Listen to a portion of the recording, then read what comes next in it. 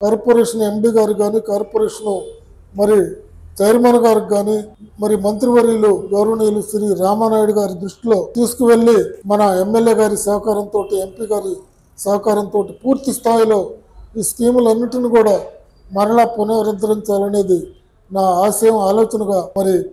రైతు సోదరులందరికీ తెలియపరుచుకుంటూ ఉన్నాను. ఖచ్చితంగా రైతులందరూ భాగస్వామ్యంతో రైతులు కూడా దీంట్లో మరి చొరవ చూపి మరి వారి స్కీముని వారు కొంత పార్టిసిపేషన్ ద్వారా వారు కూడా మరి కొంతమేర కొంత సహాయం చేసి ఈ స్కీములన్నింటినీ కూడా పునరుద్ధరింపలు చేయాలని కోరుకుంటూ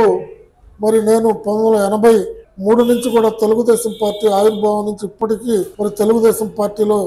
మరి వివిధ హోదాల్లో పనిచేసి ఉన్నాను. గతంలో బొల్లాపల్లి మండలంలో ఉద్దగుంట గ్రామ పంచాయతీకి 2 సార్లు సర్పంచ్గా ఉత్తమ గ్రామ పంచాయతీ అవార్డు కూడా తీసుకోవడం జరిగింది. ఆ తర్వాత 2001 నుంచి 2004 ఈపూరు మార్కెట్ యార్డ్ చైర్మన్గా పనిచేశాను. గ్రామ పార్టీ తెలుగుదేశం పార్టీ అధ్యక్షుడిగా, కార్యదర్శిగా, తెలుగుదేశం పార్టీ మండల పార్టీ కార్యదర్శిగా, జిల్లా కార్యనిర్వాహక కార్యదర్శిగా, జిల్లా తెలుగుదేశం పార్టీ అధికార ప్రతినిధిగా, ప్రస్తుతం